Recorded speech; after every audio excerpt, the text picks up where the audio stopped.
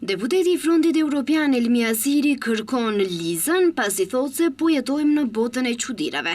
Duke ironizuar situatën me ligjin për përfaqësim të drejtë dhe adekuat, Aziri në seancën për pyetje deputetësh në Kuvend hodhi një lum kritikash për ligjin në fjalë. Sipas tij, me aq sa ka arritur të shohë, ky ligj ka mungesë të garancës për zbatimin efektiv të saj, ka mungesë të garancisë së përfaqësisë etnike, mungesë të mekanizmave mbrojtës dhe detyrues, mungesë të sanksioneve për respektimin e tij dhe ka një tentativë për ta zvarritur në pafundësi formën e trupave koordinues dhe të komisioneve.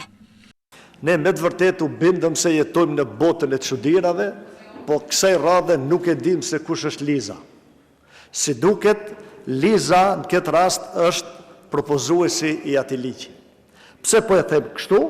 Për shkak se ky propozim paraqet një tendencë për sofistikim, paraqet një tendencë për manipulim dhe paraqet një tendencë për mbylljen e syve të opinionit ndaj një tendence që ligjin për përfaqësim të drejtë dhe adekuat ta shndrojmë në ligj për mos përfaqësim të drejtë dhe adekuat. Duke u përgjigjur deputetit Aziri, ministri i Administratës Publike Goran Minqev shprehet se nuk është në rregull që prej tani të thuhet se ligji nuk do të përdoret.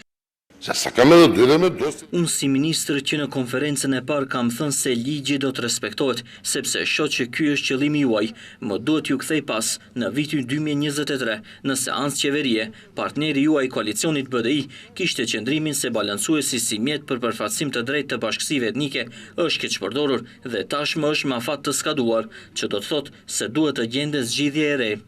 Të martën, ligji për përfaqësim të drejtë u miratua në qeveri, pas çka u njoftua se ligji tani shkon në Komisionin e Venedikut.